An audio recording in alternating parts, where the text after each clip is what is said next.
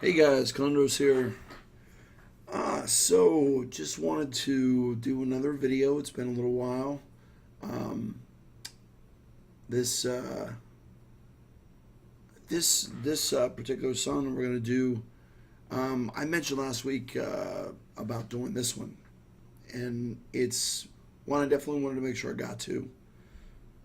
So that will finish the ones that I kind of owed you guys, but unfortunately, I'm probably going to be behind, so I'm not going to really mention anything about songs that I'm going to do next week, because more than likely I won't be doing anything next week. The next After next week, things should go back to normal for me, but this week and next week are pretty crazy for me. Um, but I did want to get this one done. There was one other song I think. Um, that I might try and do tomorrow. I can't remember what it was. Let's see.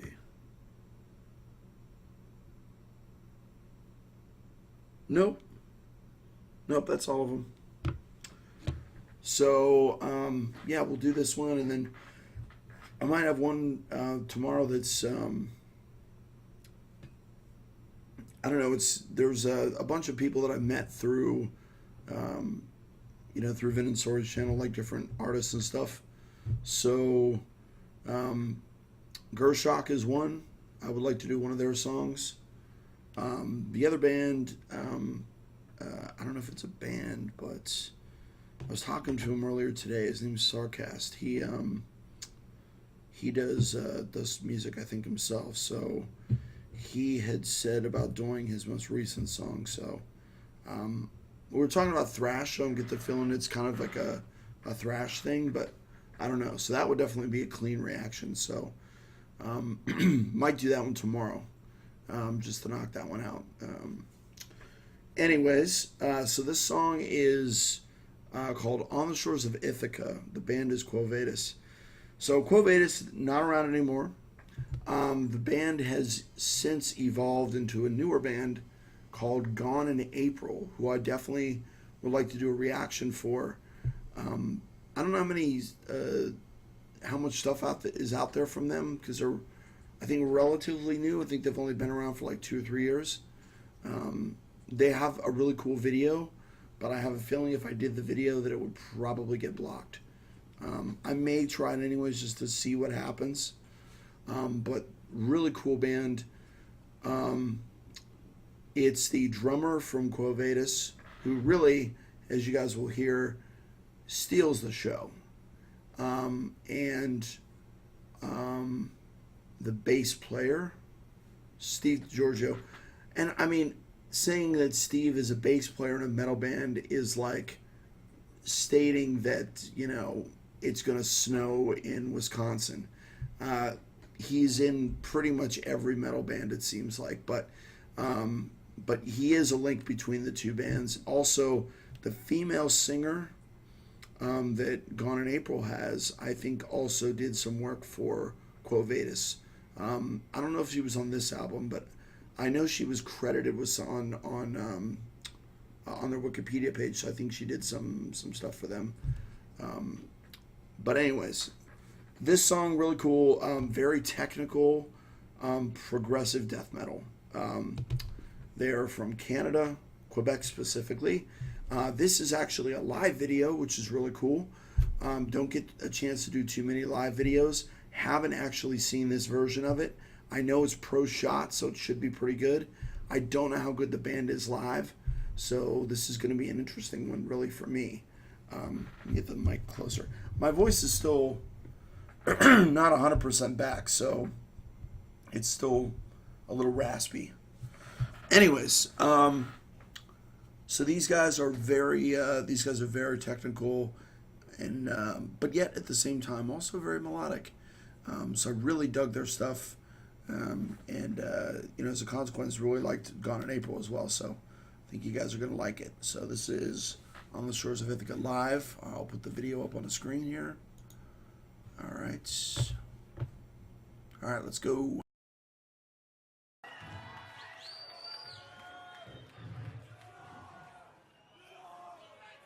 La prochaine pièce. On the shores. Of Ithaka!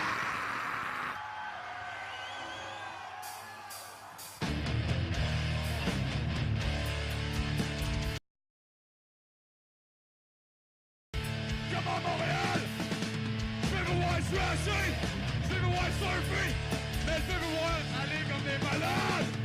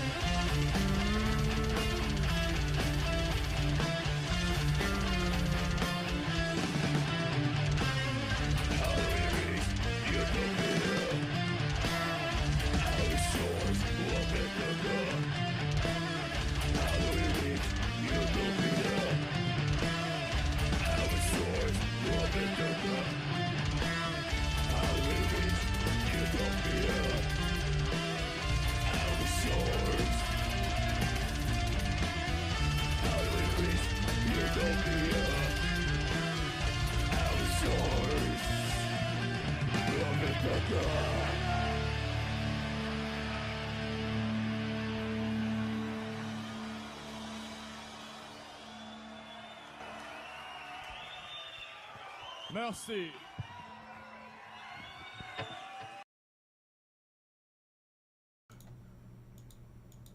All right.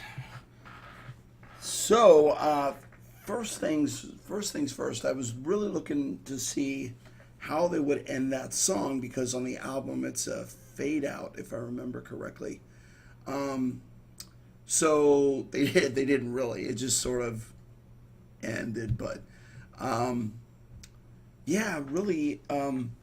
First, the one thing that really struck me is they're amazing live.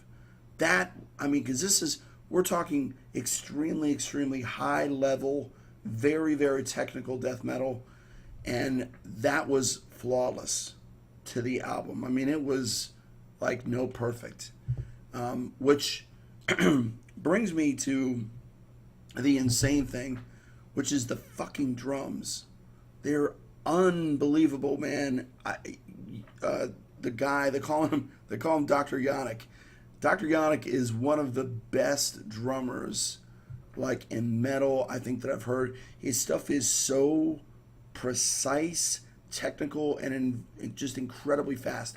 But unlike a lot of tech death drummers, he's really able to slow it down and do really fantastic melody, which I think that part of it is a little more rare when it comes to great death metal drummers. The one that I would highlight is, and I don't know his name unfortunately, the drummer for Nile also does a really good job of slowing it down when they go into their sort of doomier sections on some of those songs. Because Nile, of course, tech death band as well, so they're very, the drumming is very similar to this.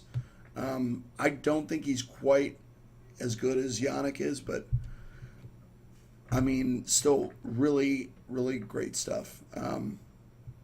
But the song is really a fantastic one because all throughout you have there's, I would say, 5 or 6 main melodies in this song.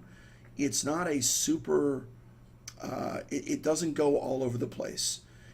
It actually like a lot of these parts, they really give these particular parts time to breathe and time to hook you, and it makes the melodies really stick with you. When you first come into the song, it's very fast from a drumming standpoint, but relatively sparse on the guitar section. And then you go into that really busy lead riff, and you know that particular part,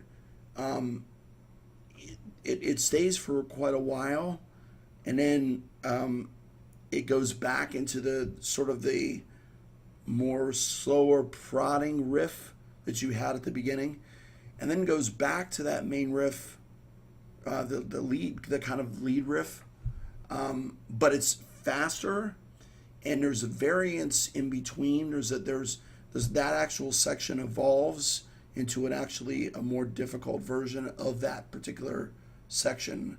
Like at around kind of the 4-minute mark, I think, was when you kind of heard that part. For reference, if you're trying to figure out exactly where I'm talking about.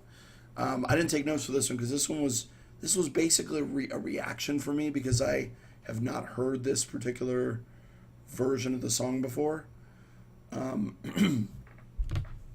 But yeah, I mean, this is a really fun song to listen to, and then you go from that very fast section at like the 4-minute mark, and then up into like at the 5-minute mark, the song changes drastically because it goes much slower, and you have that melody line, you know, that's so memorable and sticks in your head. And it's that part, you know, continues for several minutes. You go into the solo, and the solo is great because I like what they did with the solo because it's almost got this weird start-stop feeling to it at the beginning of the solo, and then it goes into this shredding section, but it's all sort of predicated on the drums. The one thing you'll notice when you listen to this song, almost the entire song is driven by the drums. Like if you listen to the melody and the tempo, everything is based around what Yannick is doing behind the drum kit. So it speeds up and you go into like that shreddier section of the, it's like, and that particular part I loved a lot. And he actually did some things a little bit differently live versus the album that I think were actually better than on the record. Because on the album, it's just that, part over and over again, and then sort of goes back into the, that part.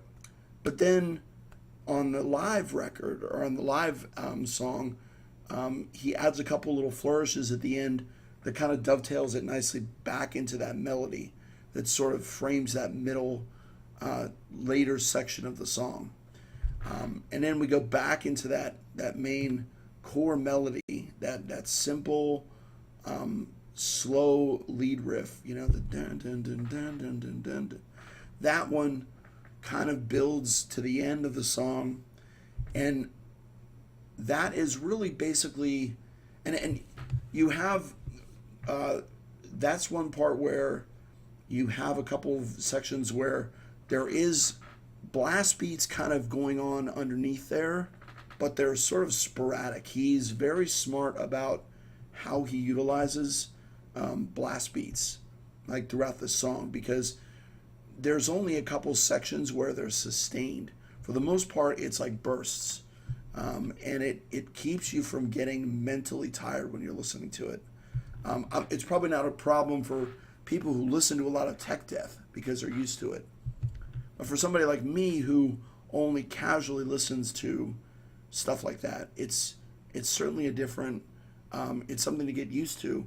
And this song is melodic enough that you can really classify this as, I've heard people classify them as tech death, I've heard people classify them as melodic death metal, and I've heard people classify them as progressive death metal, because in reality they have elements of all three.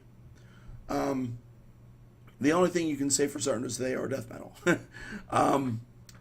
But it was very interesting. And then from that end part is basically just, and like I said, on the album it sort of fades out. Here it just sort of goes and then stops. They cycle it down a little bit, but at the end it's still sort of abrupt. But it's one of those ones where I think it would be actually difficult to come up with an end to that song because of the way that riff is designed. But I was very impressed with the live version. Very, very impressed with this band as a whole. When I first heard them, I immediately bought the record because it was, to me, it was unlike a large percentage of technical death metal bands that I had ever heard. Because it was still, at the same time, very melodic, which is unusual. Typically, you can't get those three elements that I mentioned, prog, tech, and melodic death metal. Usually they don't marry very well. But this band just really pulls it off in spades. And I would say that their weakest link is probably their singer. Ironically, I think he was one of the few guys that was with the band the whole way through. But I'm not a huge fan of the tonality of his voice. And it's not that I don't like death metal vocals. It's that there's something, I don't know, there's something about the tone of his growls that I don't like compared to some other death metal bands. So, but I mean, it's a minor criticism to me. And I don't really know what this song is about. Let me see if I can find the lyrics real quick. All right. I doubt the lyrics are listed here now. I'm going to have to go back to the... let's see if I can find it. I doubt there's a lyric video, but there might be... on this is the main song. It might possibly... the lyrics might be listed here.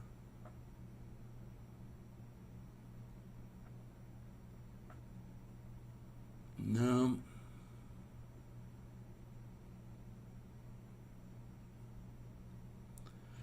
some people have noted, and I kind of noticed it too, that the beginning of with that sort of methodical,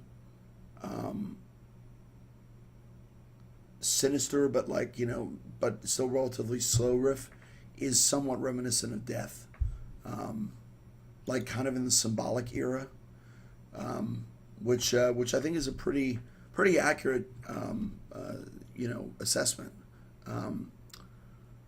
But I also think that once the song really kicks in and the drumming starts coming in, that's when it really separates from Death. Because, and this is not in any way a knock against Death, because Richard Christie, particularly on the last Death album, and Gene Hoglan on albums before then, are incredible drummers. But Yannick is kind of a totally different beast. He has a skill set that is different from those two guys. And Christie is an incredible double bass drummer, but the blast beats that Yannick puts out are so fast and so precise. I don't really know that either of those two drummers, as great as they are, and Gene Hoglan is a legend. Richard Christie was very highly regarded, but he didn't do a ton of metal before he went into working for the Howard Stern show. He does have that Charred Walls of the Damned side project, but he doesn't have a ton of material out there compared to Gene Hoglan, who's been in like a billion bands. So it's funny because Hoglan and Steve DiGiorgio are both like guys who have been in like just like almost every like metal band you can think of, and it's because they are just that good. They're so much in demand as not just as session musicians, but as touring musicians. So let me real quick see if I can find the lyrics real quick, just to take a quick look at those.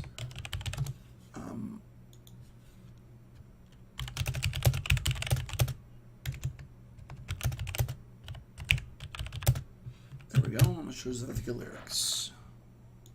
Ah, cool. Okay.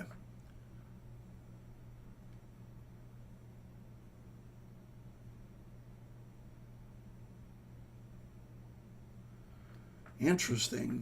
This is not at all what I thought it would be. In our mind's eye, certainty, all-powerful, beyond blindness and fear, confident, fused with vanity, arrogant, propelled by scorn. Foresight, relegated to beg in the streets with despair. Caution, forever, lagging behind the horizon as we sail from day into night's web, thick with the seat of a tender embrace and a knife through the heart. Blurry-eyed we strain, seeing a different reality, each vision at odds with the truth, never again in reach, so obvious to the ones less myopic. Each vision as our minds blind to the impending doom, guided by our misguided ways. We plow on, sight hollowed out, vision blunted by the web of deceit, thick with contempt. The most vocal burn, blessed with scorn. These are great lyrics. Others hope it goes away, and let it happen. Worlds collide, worlds shatter. Opinions are cheap, fed by ignorance. And here is the paradox. How do we reach utopia? Our shores of Ithaka. How do we reach utopia? Our shores of Ithaka. If we move in the opposite direction while trying. On the shores of Ithaka. Okay, so this is totally not what I thought it was, because I guess, and you know, this is sort of a side effect of me focusing primarily on the music. I a lot of times just sort of, you know, skim over the lyrics, and especially with death metal, where you can't really understand a lot of what's being said, you assume, you know, something from the song title, right? You know, and I assumed that this was, it maybe in some way about, you know, like a reference to the the Roman Empire, you know. But actually, this song, as I understand it, is about us not being able to live up to the vision of ourselves, if that makes any kind of sense. So what he's saying is, because if you're familiar with Roman mythology, in the Odyssey, I believe it was, he's sailing to Ithaca, which is like his utopia, his dream, right? And I think what they're saying with the lyrics here is that we keep trying to reach for our dream, our utopia, our dream of a better world, but our arrogance, our he mentions about cheap opinions, and what was the line? It was a great line.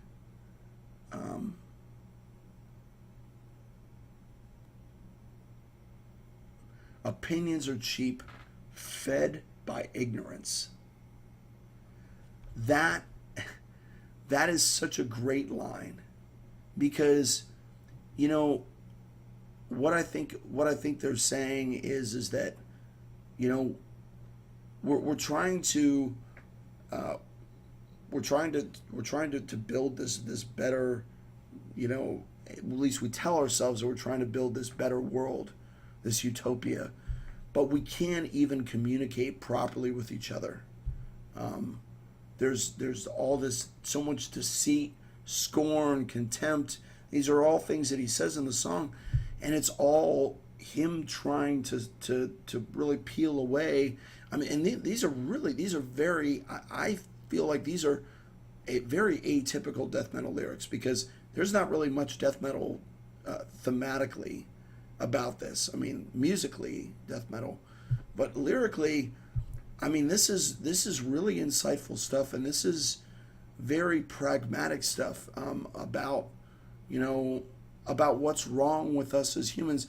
Which I guess when you think about death metal at its core, a lot of death metal is about exposing the ridiculousness, the vanity, and just the overall horribleness of mankind, and sort of shining a light on how terrible we are to each other and to everything around us. And I think that's really what they're talking about here. And it's he actually says, and it's a paradox, which is great, because that's really what it is.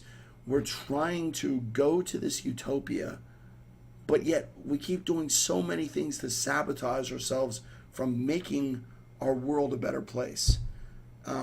Really brilliant lyrics. This was a total surprise. I had no idea lyrically what this song was about, so what a really cool surprise. This is actually one that I think I feel like some of the better reaction channels that really get into the lyrics would really dig this, because musically, obviously, it's a really cool song, especially if you like death metal. But lyrically, it's brilliant stuff, and this is really cool. I'm glad I took the time to bring up the lyrics on this one, because I think it's saying something very important, and these guys are really awesome. And I think that's really it for this song. If you guys enjoyed this song, definitely check out the band. The album is... give me a second. I'll tell you what the album was. Know what is going to... Day into Night, that's right. So the album is Day into Night, that this was on. They had, I think, 3 or 4 albums before they called it quits. And check out the band that spawned from these guys, which is Gone in April, because they're really cool as well. But yeah, that's it for me. And look for another review tomorrow. Probably Gershok, most likely. He recommended, the band recommended a song to me. So we'll probably go with the one that he recommended.